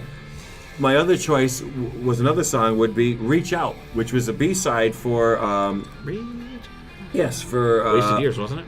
I have it written here somewhere. Yes, and Adrian sings on it, and he brought some of his friends from Urchin, and they jammed on it. It started out with Nico was bored after some downtime, so he rented some studio space, called Adrian, and next thing you know, they had a band. They got a couple of guys from from Urchin, and they put together a band called The Entire Population of Hackney, and did a couple of shows. Steve heard the song "Reach Out" and said we should do it for Maiden, and it planted a seed for ASAP, which is a great rock album. Which, like I said, I couldn't decide which one I was going to use as my hidden gem, so you kind of snuck it in. A little snuck it in there. Yeah, so ASAP is Adrian Smith and Project is what ASAP means. Yeah, the two other guys are David Cowell and Andy Barnett, and I forget who played bass on it, but it's a Robin Clayton played bass on there it. you go. Find that album. It's a good rock. It album. is. It's a good rock album. It's not Maiden. If you're looking for it to be an Iron Maiden clone, it is not. Like the But one it- guy was in it's Bad very Company good. for a while, and like you said, Zach Starkey. Yeah. It's a good rock It's a album. good You will solid. not be disappointed. Yeah, very good. All right, so check out the hidden gems, you guys. Dylan's got Enforcer Zenith going. BC's got Fifth Angel, Time Will Tell album. How's that? See that? I remember that. Jim's got the Klansman with Zwinjin. I'm sorry. Nylon Maiden. There you go. That's best. Nylon Maiden. Just put Nylon Maiden in there and it'll come up. And I have ASAP, Adrian Smith, and Project. So we'll slide right back into the thing. We'll shake up the list a little bit. BC, what do you got first? My next up is this. Did he go first last time? No, Jim went first. Oh, okay. All right. Go ahead, BC. Okay, so It was you so long picked ago. it. I'm going to reach into my bag here. I'm going to go to 2003's. Please song. be it. Please be it. I'm going to pick the song. Let the man pick now. Come on. Passchendaele. Yes. Good choice. I mean, to me, this is an epic Iron Maiden song. Yes. You can listen to it 50 times over in a row and still. It gets it in. Surprisingly, not a Steve Harris tune. No? Total Adrian Smith song. He went epic. Getting back to Adrian. But You, Adrian. to me, I want to play this to everybody. Listen to this song. Yeah. This I have done that in the past. Yeah. This to me was, like I said, the culmination of the three guitar in the band. Like Brave New World was the nice proof of concept, but Dance of Death was the cementing and the perfecting of the formula. Passchendaele's a really good version of that too, because there's so many. You could hear each person doing something different, and it all layers together into this awesome package. Yeah, Steve Harris does have a writing credit on that too, but it's, that was mostly an Adrian That was song. an though. Adrian song. He brought it to it. Plus, it has the nice little orchestra. Like, I think it's a fake orchestra, but the nice little kind but, of string you know section what? behind. Listen to that song with the headphones on, and it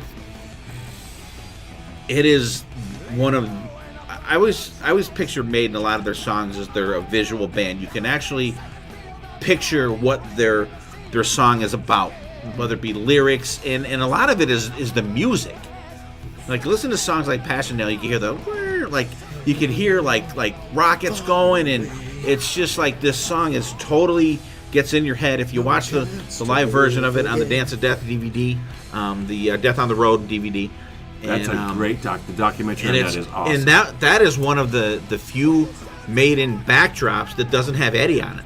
One of the first times that they ever did that. And it was just like a World War I trench scene behind them on the stage. And then they did it again for, what was the one off of The Longest Day? The Longest Day. Yeah. But that was like the first time that they had a backdrop that wasn't Eddie. And just a phenomenal song. And it's and if you listen to the song, you're like, that album cover lets it's everybody just down there. crazy. Yeah, other than that, Yeah, I wish that they kind of focused in a little more on the tank or something like that. But You mean you don't like the dog? so so check out Passion. Great pick, That's BC. an awesome pick. Excellent pick. That was I was hoping that somebody was would one pick it. that I was going to pick, but I'm Same thinking here. BC will probably pick that song because that's one That's that. going to be one of the few Blaze songs that he likes. Yeah, Tell the tale of passion. yeah, because that was a song that BC and we've discussed that song like probably 100 times. It's just an excellent thing. All right, Dylan, what do you got next for us? Well, speaking of songs that take you on a journey, for the Yannick era, without Adrian Smith, I went with the title track off of Fear of the Dark. This is what I like to call the journey song, much like Number of the Beast, the storytelling song. It's Bruce telling a tale from from a character's point of view, and you're in with that character. Like Dance of Death as well is another one of them, where it's he's just talking about when I'm walking a dark road. It's a Steve song, though. No, I know, but I'm saying Bruce is singing. Okay. I know Steve wrote it, but Bruce singing it, and the way his voice is making you. I know what you're saying. Feel the words, and it's just a little anxious. A lot of when it's dark. Steve's songs are about fear. Yeah, The guy has issues. fear is the I key. think he needs to come over for a few beers and we'll hash it out. No. He can come over for a few beers. We're not hashing out because we like the shit that he's putting out there. We don't want to change him. But But we want to find out, get to the deep root. But it's another song that it has it starts off slow, and then it has that You get the epic fast part. That's the majority of the song. What I love about that song is that simple Yannick part where he just hits the harmonics and bends the string. Just woo. Yeah, It's just going into the it's verse. so simple, but Yeah, and you always know, okay, we're getting to the end of the set because here comes Fear of the Dark. and I love it live, Which too, is cool, because but it's still a sad moment in the set. Yeah, because it's like, oh, it's coming to an end. Coming to an end. I love it. I love it live too, because especially in the Rock in Rio, because they are singing the guitar part, and Bruce really pulls out the theatricality on this song. He has that evil laugh on Flight 666. It's so good. I like that.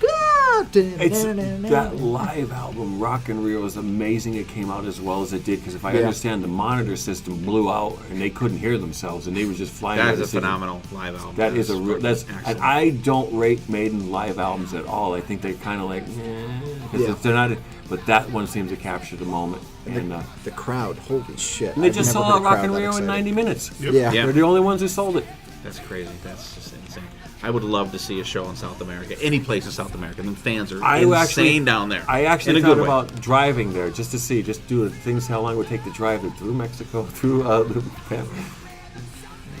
And Jim was never seen again. but Fear of the Dark. Further Dark is great, and that has my favorite Dave Murray solo on a studio album because he doesn't play it the same live, but on the studio version, that is my favorite Dave Murray solo. I love how that ends. Okay, you're an old man like myself. We saw Not Maiden quite as old, back- though, people. Yes. But you remember when Dave Murray used to actually have a live solo spot in the set? Yep, I I don't miss it. don't either. I think it's great. Play I don't two miss other it. songs. We Yep. don't need a drum I solo. don't We miss don't it. need a guitar solo Yep. from this band. Yep, I don't miss it at all. I'm not a guitar and drum solo fan. Like you said, you can play more songs. Exactly. Good pick, Dylan. Good pick, Jim. What do you got next for us? Oh gosh, decisions. I'm gonna go with. Hold on, let me go through my notes here. Here it is, and I've actually used this song and the live version of this to a gentleman I worked with who was born in the fine province of Puerto Rico, trying to explain Iron Maiden to him and what I like about him. If eternity should fail, especially the live presentation of that, which it is just, again, like I said, channeling his inner Peter Gabriel, where he just steps up and you just hear that haunting keyboard, and he's over the cauldron, and just the whole 9 yards. Because, like I said, the gentleman I worked with is from Puerto Rico, and his idea of metal is the newer Cookie Monster vocal metal. It's like, no. Check this out. And he was like, wow, this is different. And the vocals, the presentation. As a matter of fact, I must have watched 5 different videos today from different shows about of this song. And I heard and I read a really good interpretation of the lyrics. It's about Bruce coming to grips with his mortality and passing on everything he's learned to his kids. That way, if there isn't anything after this and we're all done, he lives on through them. And I just thought that was a really interesting interpretation of the song. And like the line, reefing the sail, the whole idea is we're coming to the end of the earth. You're coming to the end of your days, so when you reef the sail, you slow the boat down and you take time to reflect on everything. And it just gave me a whole new appreciation of the lyrics of this song, especially around the time he knew he had something going on with him. He self-diagnosed that he had cancer. And it just goes to show you that Maiden songs are a different level than a lot of other metal bands, or bands in particular. Right, great song. We talked about the mix on live album before. It's terrible. I was going to say the beginning mix the of that Here's on the Soul of the Man Book of part Souls. of it is horrible. Yeah, Well, the whole thing mix is terrible. That live album, I love Maiden, but their live albums let us down, in my opinion. Other than Rock and Rio, Live After Death. But I mean that is just, But the song is great though. You're absolutely right about the lyrics. And that was supposed to be Bruce. he had a concept album. Well, for his own album. Yeah. That was supposed to be a Bruce solo album song. Yeah. But he said next solo album he does, that song is going to be on there in the version that he originally wrote it in before it was I wonder if he's ever going to release it. I wonder if he's ever going to release it. I don't know. I would be really interested to hear that, because we've all heard the Bruce version and the Maiden version of Bring Your Daughter to the Slaughter, which I'll take the Maiden version any day. Oh yeah. The Bruce version I think is horrible. It's more mixed down for Hollywood. Yeah. But that version that's a very good song. And the interesting thing about If Eternity Should Fail, there's no listen to it. There's not a guitar solo in that song. I noticed there's that just the guitar harmonies in there. There's no solo in that song, which is rare for a Maiden song. But it works. It does. It works real good. And but BC, you had to think about it, right? You don't really notice that there's because not one I actually brought to your attention. Right. You're 100% correct, because like I said, I was watching different versions of videos on YouTube today, and that's true. There is no defined solo. But it was funny. I'm watching the one that somebody shot from way behind the mixing desk at Philadelphia, the show I was at, and I'm watching. It's like, there's my fucking bald head right there. There's your head. Son of a bitch. So, good pick. It's good to hear something off of Book of Souls also. All right, I'm going to go on my next pick. I'm going to stay a little more mainstream on this one, but it is a really, really good song. It's Wasted Years from Somewhere in Time. And it's a solo Adrian Smith song. And this album, Somewhere in Time, Adrian Smith really stepped up, because there's no Bruce Dickinson co-written songs on this album, none at all. Bruce was just fucking fried after the Power Slave tour and Number of the Beast, Peace of Mind, Power Slave, World Slavery tour, and all the tours before that. He was just shot.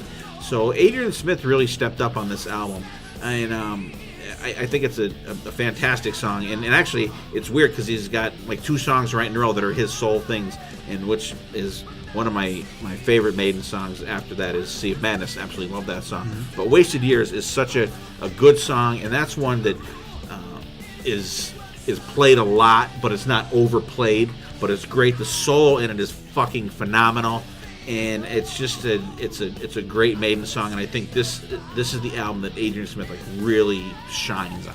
Well, like you were talking about Bruce being burned out, the story is he showed up with all acoustic songs, right? And they're like, huh? Yeah. You want to do like a Led Zeppelin 3, yeah, which is I can't imagine Maiden doing something like that. No, I'm sure they could probably pull it off, but I can't imagine it. I would hope not. Plus, it's cool on Flight 666 how Adrian gets to sing some of the chorus solo. Yeah. I think that's really awesome. I love that song. Adrian Smith. Adrian Smith. Yo, Adrian. There's a bunch of, like you said, the second song, The Stranger and Stranger. I mean, I like that too. That's a good one. I like how when they get to the just where he's pulling that and then it's just Nico with the bass drum just did boom, boom, and in the middle of it, just the whole song just slows right down. He just isolates that guitar part. It's a brilliant piece of work. Yeah, and I just love the opener with the yeah. It's such a simple thing, but it's freaking great. And then you get that in the middle, right before the solo comes in. The solo just kicks in. It's great. And the video for that is trying to excellent do it with too. Thunderstruck. Yeah, excellent. I totally enjoy that song. All right, BC, what do you got next for us? All right. For the record, that was another one of my picks. So. Okay. I'm gonna reach. I'm just gonna reach blindly. Well, that's why I Okay, go. wait a That's minute. why I What is go your favorite? last. All right, we're busting your balls about this. What is your favorite Blaze Bayley tune? Whether he sung it or you like the way Bruce did it. Come on. I'm making you think. I can see the smoke coming out of I your know, ears. you put me on the spot. Yeah. Come on. Let's all pick one. I like Lord of the Flies. There you go. Okay. How about you, Dylan? I like his performance on Como Estes Amigos, honestly. No, we're saying which. What's your favorite Blaze What's tune? your favorite Blaze? Oh, the favorite Blaze tune. Whether it's Oh, I thought you meant that Bruce sings. Either too. one. Either Okay. or. Because I know. I'm sorry. I Either like one. his misunderstood. performance. Either one. I like his performance Okay. on Como Estes All right. Amigos. How about you? Sign of the Cross. Sign of the I Cross. love Cross both is good. versions of it. It is good. I'm going to say Man on the Edge. And, I think good. Como I Estes love Amigos. Falling Down. I love and the I think movie. that's one of the movie's fucking excellent. Well, can I go next then instead of BC since Man on the Edge is my next pick? There you go. There you go. Go ahead. What a you save. didn't actually pick one, right? We No, totally we interrupted totally it. brain farted over Okay. here. Yeah, Man on the Edge is my next pick. That was my Blaze era pick. Lunchbox, a briefcase, and Man on the Edge. Fucking awesome song, awesome movie. It's a really just a straightforward rocker. Definitely one of the better Blaze Bayley songs. It has that energy that a lot of X Factor I think is lacking. A lot of the songs are a little more Involved, a little more slower, morose. a little more.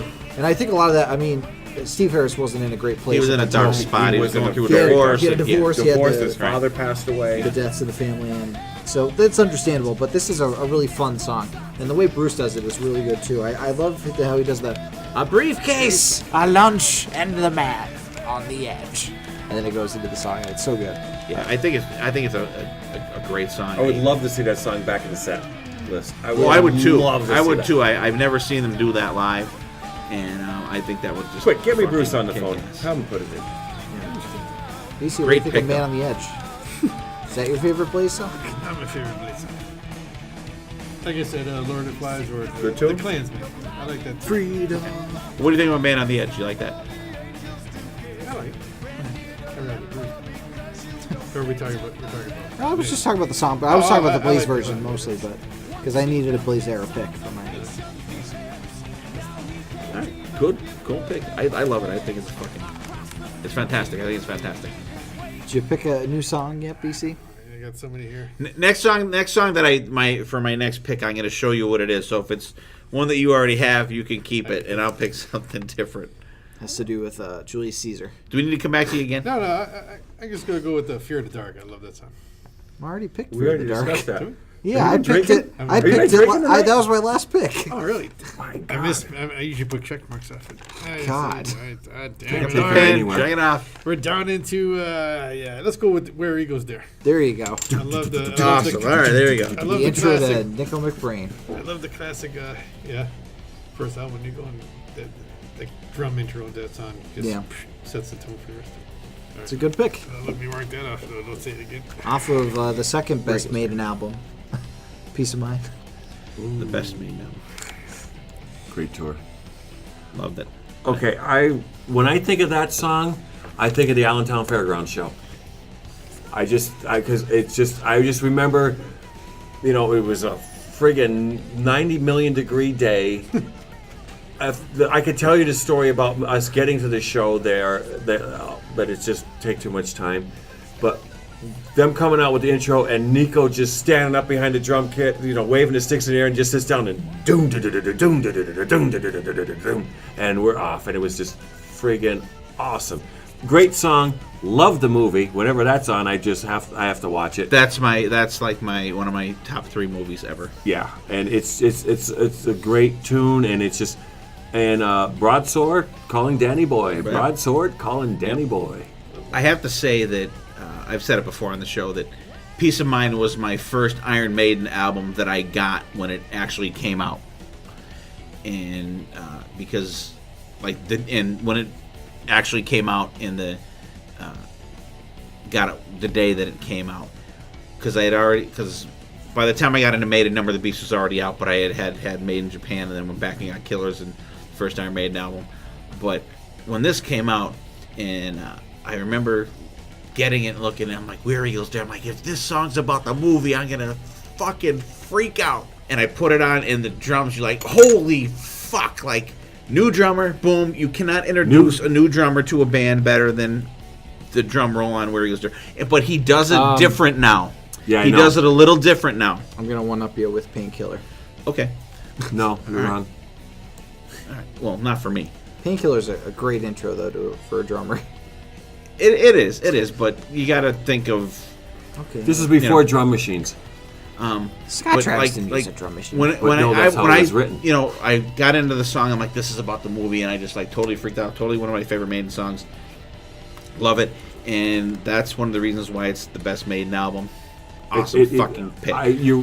We had the discussion pre-recording about getting out there and getting psyched for an album coming out. And I remember Flight of Icarus was released a few weeks before, and I remember getting a 12-inch with Flight of Icarus, and I got the Fire on the B-side, which was the second time they did it.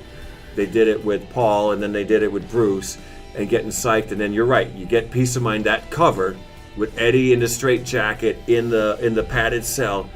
And when you put that needle down and you just heard those drums, and it was like, it just leaps out of it. The production just totally next level after the earlier stuff like Killers and Number of the Beast. They went to Compass Point, and it's just, wow. Absolutely. Excellent. I love that song. Awesome pick, BC. Jim, your next pick. All right. I'm, like I said, kind of getting out of sorts here. My next pick will probably be the classic Maiden song, Hallowed Be Thy Name.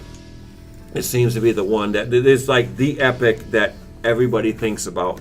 And we know they're famous for their epics of, like Emperor of the Clouds is, 19 minutes long. But this is the one that everybody seems to go to. It's finally back in the set now that the lawsuit has been settled. Yep. And having read about that, I'm kind of disappointed with the fact that I didn't think Steve would have to lift two verses of a song from somebody else's, but I guess.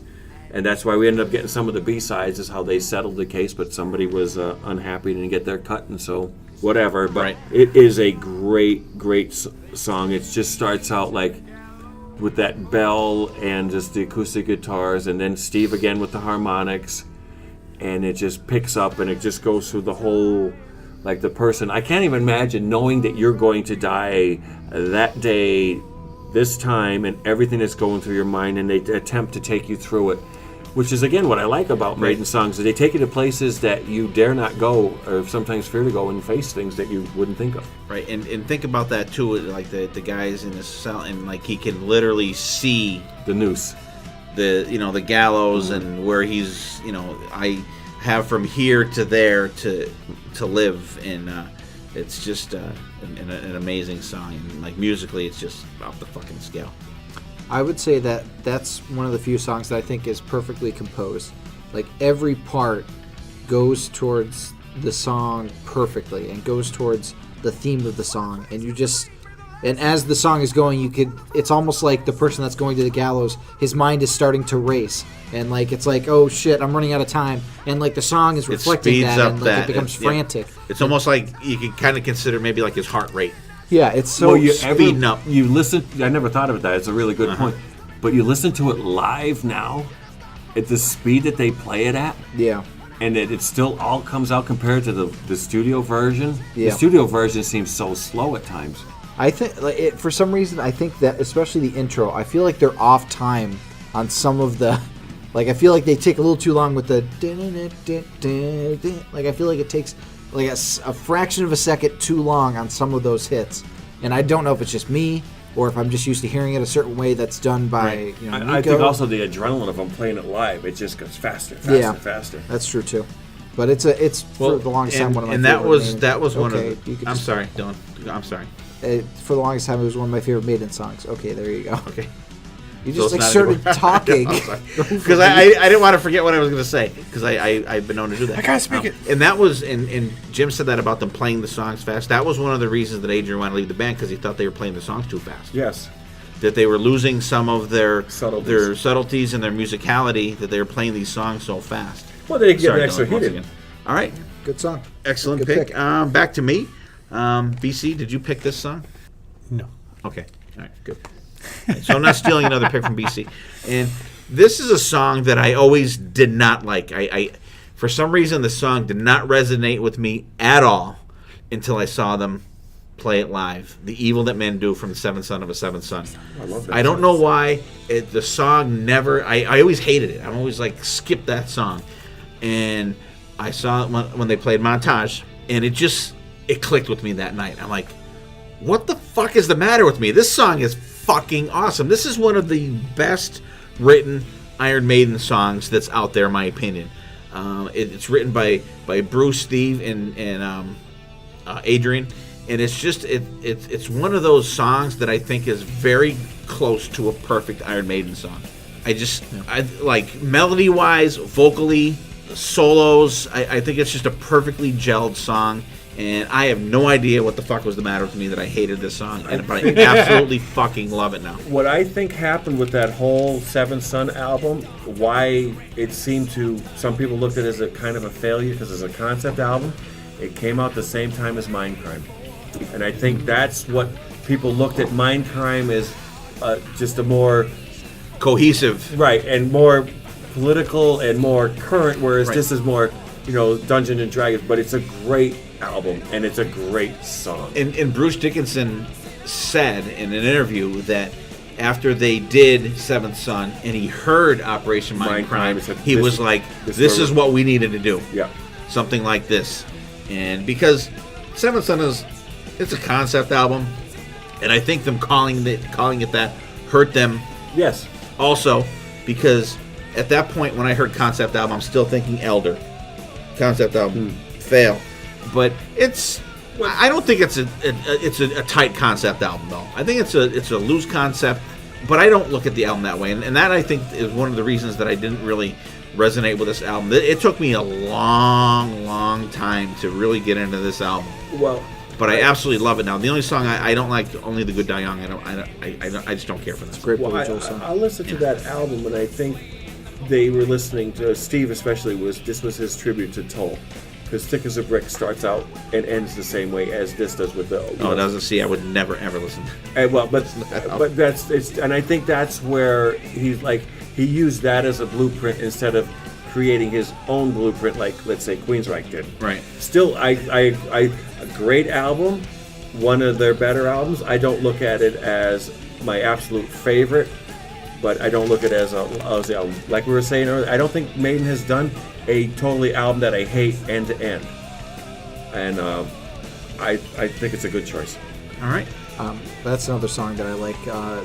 Bruce's live intro where he quotes Shakespeare with the good that men do is often interred with their bones, but the evil that men do lives on. So it's a great song. I really enjoy that one, and like I said, I think I even enjoy it more now because I really dissed it back in the day. Although that has not happened with me with Can I Play with Madness?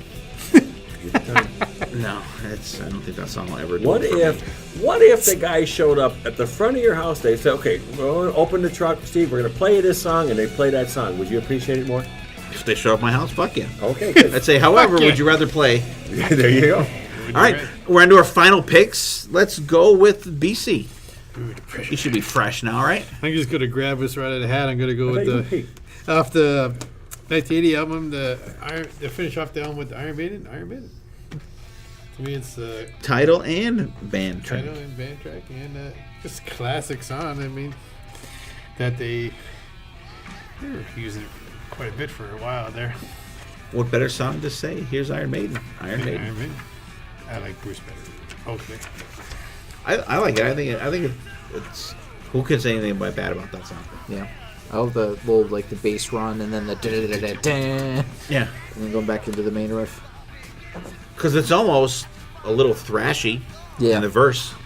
Yeah. Little thrashy punk vibe to come into my room? Cool. And it's I just wish they wouldn't talk about violence and stuff. And then that drum blast in the last chorus. Like after the "Won't you come into my room?" Yeah. It's like a little machine gun little thing that's very cool. All right, Iron Maiden, good pick, BC. And Jim, what do you got? What's your final pick? Oh, God. Well, somehow my count seems to be off. I seem to have done whatever. So I'm just going to fly by the seat of my pants and go with... We did Where Eagles Dare. We did... I'm going to go to Tame a Land. I love To Tame a Land. It's just that whole... You could just picture the desert with the intro with the just the sound of the guitars and the vast wasteland. It's just a great song. And I remember my mom being into reading Frank Herbert's books, Dune and Son of Dune and all those. And so it was a great. I would love to see it back in the set.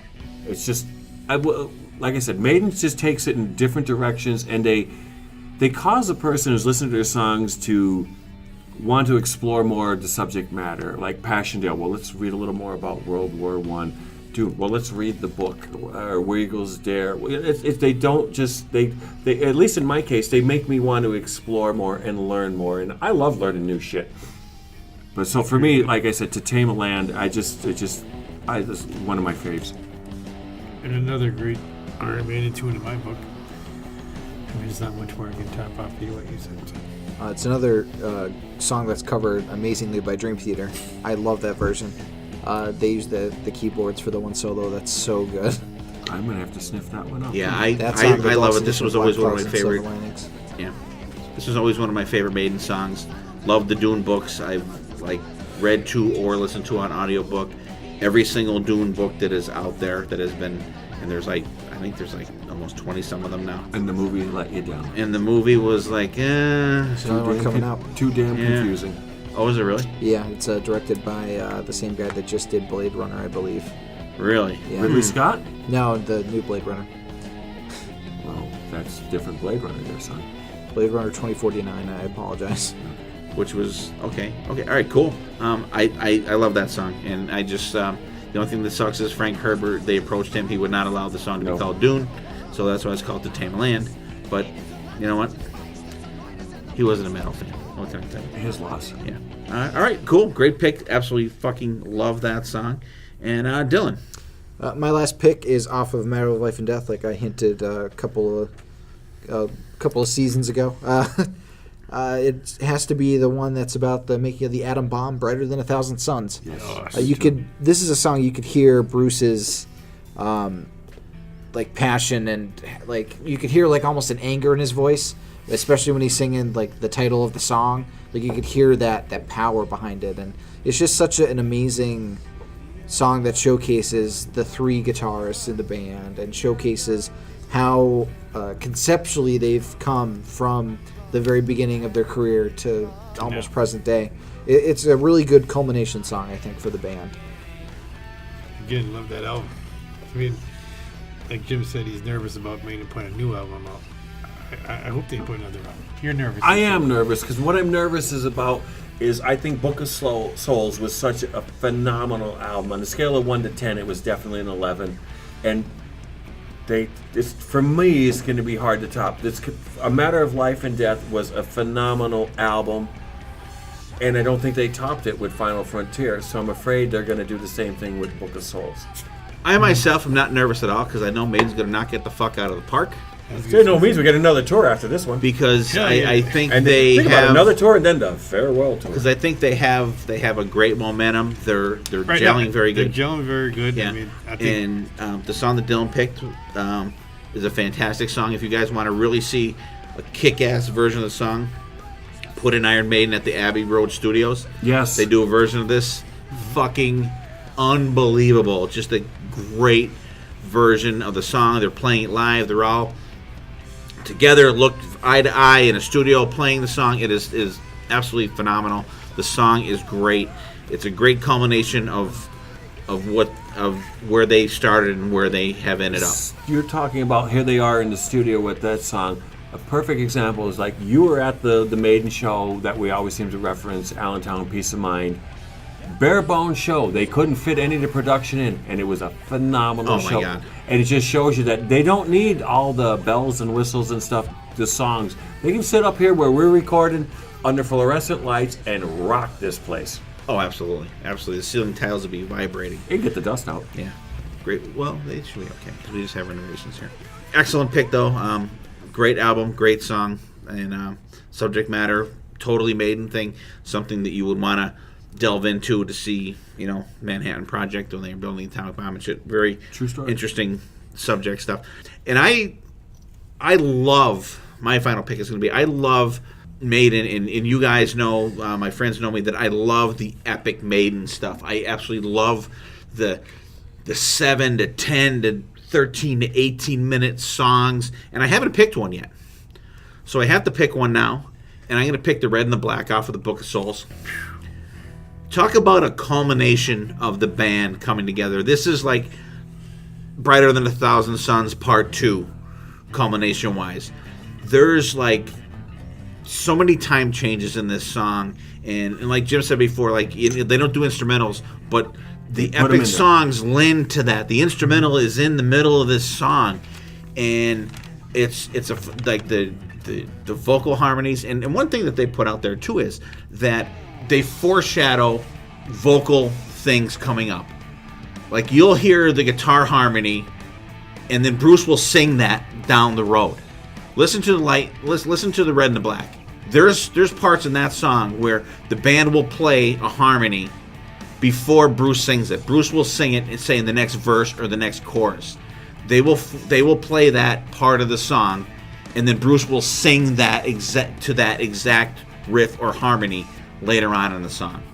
Very so cool. I don't know if you've ever noticed, but like I've noticed, like the part I want somebody to save me. That music is earlier in the song. That's their going more quote unquote progressive. Yeah, like but look at like I love 2112 or like I love Genesis. that shit. That's like a 13-minute song, and Great I love tune. every single fucking minute of it.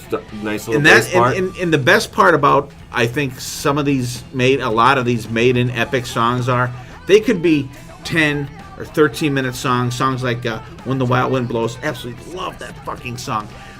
But they're 10 to 15 minutes long. They don't seem that long. Like, you don't realize you've been sitting there listening to this song for like fucking 15 minutes. It's just so good, and it goes by like that. And I think that's the good staple of any band's kind of epic song, that it doesn't get boring. takes you out of time. Yeah. It takes you out of thinking of how long the song is, because it's just so fucking awesome that you just go right through the song. You're like, oh my god, I can't believe that was a 13-minute song. When was the last time, other than satellite radio, that you heard a Maiden song on the radio? I don't know. I couldn't even ballpark it, because I really For don't me, it listen to would a lot be of like radio. 1983 when they used to play on one of the radio stations. They used to play their version of Locomotive Breath, the B-side. And before that, 107 used to play Children of the Damned. Other than that, you've never heard any of their songs heavy rotation. Unless you heard it on a show, like whether it be Metal Shop or. Well, I'm just talking about the regular rotation. No way. You're there. There's No a way. 15-minute song. You know the radio program is like, okay, unless I got to take a shit, I ain't programming that. Right. I'm gonna play that at 3:00 in the morning when everybody's asleep and I can go take a nap. Exactly. And it's not a song you nap to. It's like, No. you listen to it. Like classical music, you want to listen to. You can't put it on as background music. Maiden, you can't put on as background music. You sit there, you listen, you take it in, you explore. And you soak it in. All right, there's our picks, you guys. That's our 5 songs, and the 3 songs that we picked that were going to be the the songs that we thought that everyone should probably listen to for Maiden, the mainstream shit. We picked Run to the Hills, The Trooper, and Aces High. That's why, if you guys were kind of hoping to hear us talk about those songs, we kind of put those songs to the side. That I think they're what you would call a gimme for Maiden. And out of the 3, we'll talk about them each like real quick. For number 1, I think would be for me, out of those 3 songs, would be The Trooper, because I think that if someone asked me, play me a heavy metal song, I would play The Trooper. Well, it's funny. A guy I worked with, he's in a band, and he's their new studio album it should be coming out whenever. It's called Main Offender. Quick plug for him, and not a metal band, but I was talking to him about Maiden, and there is a video of Nico McBrain at a drum clinic, I believe, playing along to The Trooper, and I don't know if you've seen it, but I will tag it when this episode comes out. And he watched it, and as he looked at it, he said, for one thing, I can't believe how low he is sitting playing in those drums. And to watch him play along to that, I just look at his right foot, the way he's playing the bass parts, and the way and the little And he plays barefoot. Yes, and he plays it, and it's like, And I remember hearing like people talk about like they had a hard time recording him because he's basically yelling at the drum kit as he's beating the shit out of it. And sure enough, there he is banging on it. So the Trooper is an awesome song. And then when you see this video, it takes it to a whole other level of me to appreciate. Like, here he is, the new drummer, and what he does. And granted, this was recorded about, he was already in the band 20-odd years, but I'll have to tag it on there and check it out. It is like, wow, unbelievable. That's my kind of thing on the Trooper. Ace is High, fantastic song from Power Slave. Totally Maiden, World War II, put you right in the cockpit with the guys flying the Spitfires, shooting us the opening song that they're using again on the Legacy of the Beast tour. Fucking phenomenal song. 2 Minutes to Midnight, or no, Run to the Hills. I'm sorry. Well, you were talking about no one picked 2 Minutes to Midnight, which is another quintessential Maiden song. By the way. But you were talking about Aces High and how they're starting at the tour. For those of you who are going to the show, this Spitfire that they use is from the 309th Airborne, the Polish division that helped fight and defend London during World War II. They tracked it down. Bruce said, you got to know what plane it was. And they know the pilot and everything from that plane. So when you go see it, that's not just some Gutty's dream thing. That is an actual rendition of a plane that did fight in the Battle of Britain. So a little bit of appreciation for their attention to detail. And if you watch the Battle of Britain movie, they have scenes with the Polish guys where they were fighting, and there was a language barrier, which was actually a pretty cool part. The movie's awesome. The movie is an incredible movie. So there's true story. There's my picks there. Well, you kind of commented on the 3 songs already. Run to the Hills. I'm gonna just throw that out there quick. Just even my girlfriend knows Run to the Hills. Yeah, I'm gonna give it to BC. Run to the Hills. Run to the Hills. Damn it. Damn it. I'm gonna go with the Trooper 2 as being my first one, but for some reason I had 2 Minutes to Midnight in the top 3. But I probably threw that out there. That's probably on me. Do you prefer him with Blaze, considering how much you are aligned with Blaze? No. Dylan. If I had to pick between the 3, it'd probably be Aces High, because I think that's like a quintessential Maiden opening song. It has especially live with having the Winston Churchill speech right before it, the Never Surrender. It lends for it to be a great opening song. Yeah, it's like a bombastic beginning. Yeah, All right, final thoughts, people? Jim. Like I said, my daughter Vanessa, I'm going to be taking her to her first Maiden show. Hopefully it won't be her last, but I'm excited about it. I'm going to tell her, listen to this all the way through, get an idea, explore some of the songs, and she's like, Dad, you're always talking about Maiden, so now she wants to go. And it's going to be great to be there with her. Part of me is like, I don't want her going on YouTube and seeing it. I want her to see it the way I did when I first experienced them. There was no internet, no set list FM. You didn't know what to expect, and there it was, bam! And I can't wait for her to see this. It's going to be a really nice bonding moment, and like I said, Vanessa, you have to listen to this. I will quiz you on this show afterwards, so listen to it. This is your homework assignment. Sometimes it's a little intimidating to get into a band, especially a band with such a large discography, and we hope that these starter kit episodes can be a good first step in case you've had somebody come up to you and be like, you've never listened to Iron Maiden, and you're able to listen to this nice little selection of songs and get into them, hopefully. You have a very good point there, because I'm pretty narrow-minded with a lot of stuff I listen to, and then I hear you guys talking about certain things and the enthusiasm, and it's like, I got to check this stuff out. So hopefully, passed it on. Iron Maiden. There you go. But seriously, final... I mean, how can you go wrong with Iron Maiden? Like you said, there's not really. You can't sit there and go, you know what? They came with this album, it was horrible. No, even at their worst, they're still heads and shoulders above a lot of bands. Exactly. Yeah. First of all, I want to thank Jim for coming on the show again this evening. Thank you and for having me. By the way, it. it's another evening that we are recording in an absolutely shit show of weather. It's rainy and like gale force fucking winds here in Pennsylvania once again. I love talking Maiden, and we wanted to do the show because Dylan wanted me to stop, get me off my Iron Maiden binge that I've been on lately. But why would you do that? That's wrong. He wanted me to listen to something. He wanted me to mix it up a little bit. But I gotta say, I like ABBA just as much as the most guy, but come on. Maiden is awesome. I love talking about them. I love listening to music.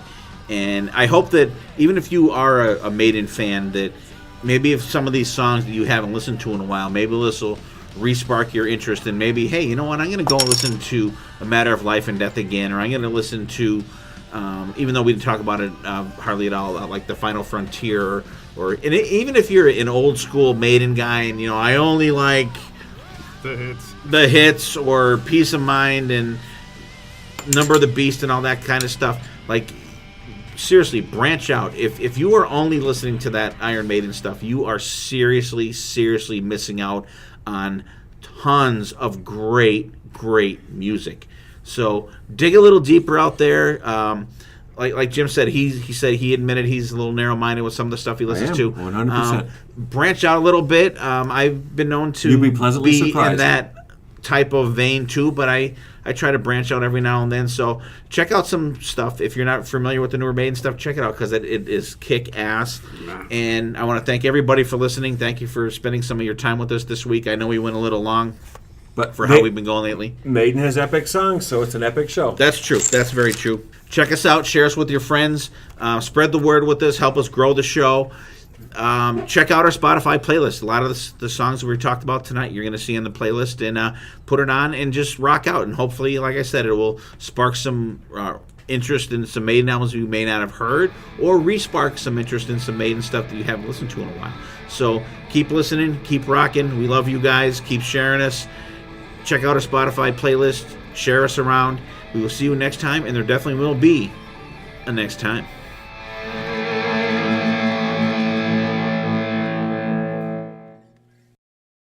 Let's get into our topic. We're doing what we call a starter kit. Now, it's going to be a series. We're going to do different bands. We're going to start with the mighty Iron Maiden. It's if you were introducing someone to a band, what songs would you give to them? We're going to go with 8 songs tonight, but we're going to have 3 picks that are probably obvious picks, right? 8 songs. I thought it was 5. I thought I had to do 5. All together. Is together. this that Common Core math? Including the ones... Damn it. Son of a... including the ones that... The 3. No Child Left Behind. Oh, I'm like, so screwed. That's it's a going to weird be way 8 altogether. But that's a weird way of counting because you're reciting the extra 3 He to each worked of for us, Universal where Records, and that's it's how the 5 math and then worked. 3 extra. It's not 3 extra for everybody. Like, we're not all going to have 8 songs. BC, did you understand what I was talking about? Like 8 total. Right. It's not going to be 8 total. It's going to be technically No, 23. 8 total, like, for each person. Okay, but, like, I don't count... We'll be right back I don't after count this brief doubles. commercial message. I know he's not counting the 3. I'm not counting the 3 with everybody.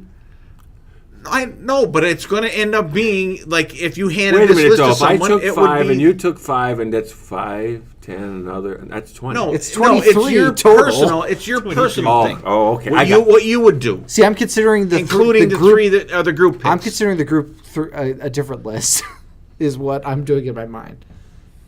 Because what you're saying is not like, counting. he's going to have 8 individual songs that are different from everybody else. You're going to have 8 that are different from everybody No, else. let me be clear. There's going to be 3 songs that are kind of a group pick, like obvious Iron Maiden songs. How about this? Let's start over. I'm going to put this on the end of the episode, and you're going This to is gonna be say extended very edition. clearly and succinctly. We each picked 5 songs, Now we're scripting the host. and we Go have ahead. 3 bonus. Who's gripping those? All I'm right. not scripting the host. I just thought it was misleading. Okay. This is bonus footage. No, this is going on the end of the Okay. episode. All right. Absolutely. All right. Are you ready? I'll start over. Go ahead. Hello, part of the No, not that far. Oh, we're not starting over. Oh, okay. Okay, dude. Now, all right. Take. This is probably take 3, right? Take Because I 3 and a fucked up half. in the beginning too. You did fuck up at the All right. beginning. Well, that's just go all right. drinking Okay. before the show. All right.